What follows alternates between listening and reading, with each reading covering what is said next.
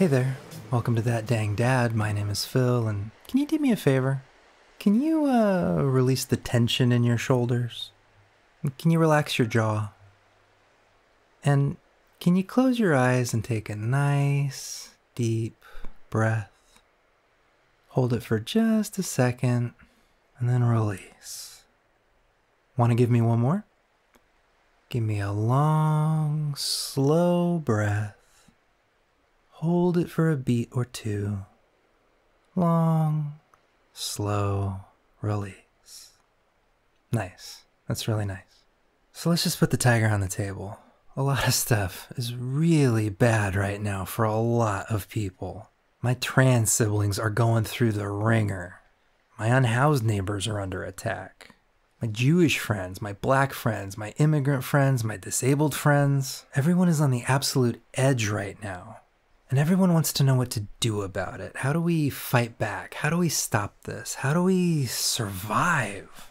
And I wish I could sit here and give you the 5-point plan. You know, first we do this, then we do that, and then bing, bang, boom, we'll be back home in time for severance. Unfortunately, I am as grief-stricken and as anxious as everyone else right now. And I know there's no silver bullet that's going to solve all of this. Thousands of activists and organizers and agitators all have suggestions, and while I think a diversity of tactics is necessary for the road ahead, I'm not here to compare and contrast those tactics tonight. Instead, I want to step back a little and offer my perspective on the broader question. How the hell do you get through a difficult season? And there are as many answers to that as people who've lived through them, but I want to share what works for me, and maybe it'll work for you too. To start, I want to talk to you about the Police Academy. I've talked about it at length numerous times on this channel, but I don't think I've talked much about the physical and mental hardship that came from literally just finishing the course, even absent all the extra political issues. My Police Academy was a part-time academy for people who hadn't yet been hired by an agency. I paid $5,000 out of my own pocket to enroll in a 40-week course that met Tuesday, Thursday, and Friday evenings for around 6 hours, and Saturdays and Sundays for about 10 to 12 hours. And I remember that first week, all the yelling, the humiliation, the push-ups, the laps, oh, the laps we ran. And I remember thinking, 39 more weeks of this. Can I really do that? So that first week, on the inside of my binder for the class, I drew a 4x10 grid, and then I colored in the upper left box. 1 down. And the next Sunday, I colored in the next box. 2 down. I don't know why, but somehow watching that grid fill up slowly from week to week helped me see and internalize that this was finite. This had an end date that I could predict. This too shall pass. More than that though, it got me into the mental habit of breaking up big problems into smaller chunks. I didn't have to survive 40 weeks of grueling stress. I had to survive 1 week. 40 times. Maybe that doesn't feel different to you, but it feels different to me. If I can survive something once, I can survive it again. Every Sunday just added to that mental pathway. I remember when I finally got to Sunday, week 10, 1 entire row filled in. It was like, holy shit, I just survived 10 weeks of punishment. What's another 10? And then one day I opened up the binder and over half the squares were colored in. Well shit, if I can do half an academy, what's 1 more? And that mental pathway helped me out on a very special day in the Police Academy. The day of the Pride Run. The Pride Run was a 10-mile run through the North Orange County Hill Country. Up, down, and all around. And let me be clear, I have never been a runner. I hate running. I hated running laps. I hated running the 1.5 miles applying for cop jobs. I hated the 3-mile runs around the college. So you know I was dreading the Big 10. I was in the best shape of my life in the Police Academy, but even so, I was never not among the last 10 people to cross the finish line. So the day arrived, we jog over to the starting area, we get a safety briefing, we exchange nervous glances, and then the whistle blew. 90 seconds later, I tripped over a tree root, I tore a bloody gash in my knee, and I cut up my palms. "Nice one, shitbird, get going," came the helpful encouragement from my instructors. And so, covered in dirt and blood, I got going. Unlike the police academy as a whole, the Pride Run did not have a predictable finish line. I knew the route was about 10 miles, but beyond that, we were to follow the instructor until he said we were done. There were no mile markers, no stopwatch, no grid of boxes to color in. We just had to survive until it was over. Despite my oafish beginning, the first mile wasn't too bad. It was a level trail through a Southern California green belt on the edge of suburbia. Some slight elevation changes, but nothing I couldn't weather. And then we hit the hills. And suddenly my legs felt like iron. My palms were stinging, and my breath tumbled into my lungs like hot coals. And this was only the beginning. So I did the only thing I knew how to do. I broke up a big problem into small chunks. When I felt my strength start to leave me, I said out loud to myself, all right, all you gotta do is get to that street sign up there. Just get to the street sign, that's it. You can get to the street sign. And I would trot my way up to the street sign and then say, all right, nice.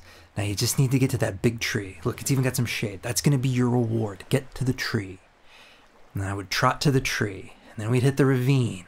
Okay, you just got to get to the bottom. It's downhill. It's easy. This is a break. You can coast to the bottom. Easy. And I would. And I did this for about an hour and 40 minutes of hill running. Every 5 minutes, I picked a new finish line. And each time I hit it, I picked a new one. And suddenly the forest got thinner.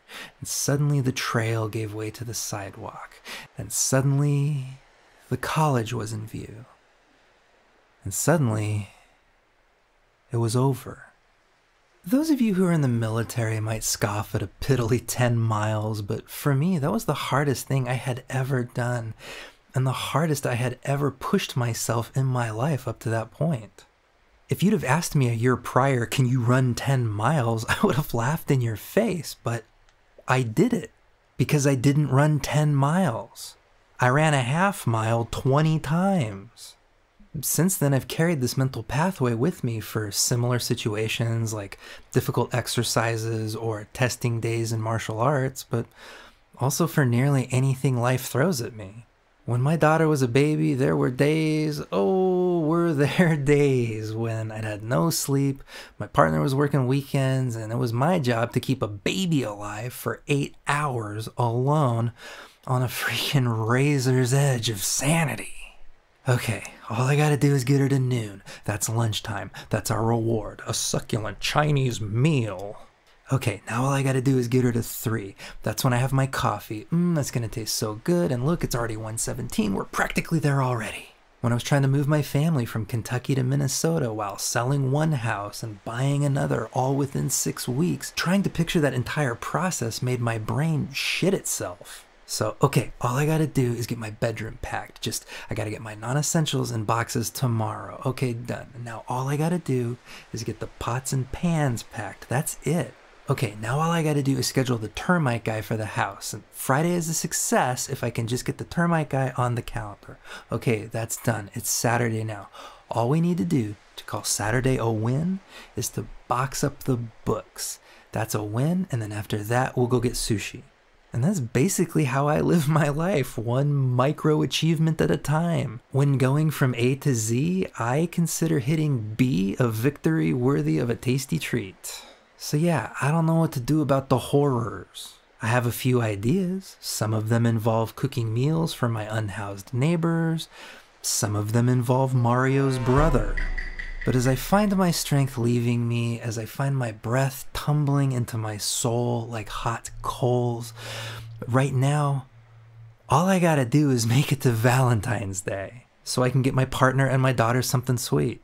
2 weeks. I can make it 2 weeks easy. I just survived the last 2 weeks. What's 2 more?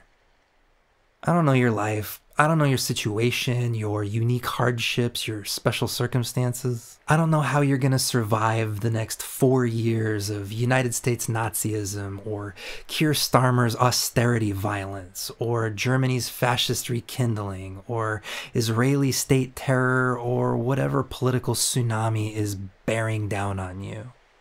So how about this? Let's you and me make it to Valentine's Day. And we're gonna reward ourselves by doing something sweet for someone that we love. It doesn't have to be romantic love either. We're gonna show somebody that we love them on February 14th.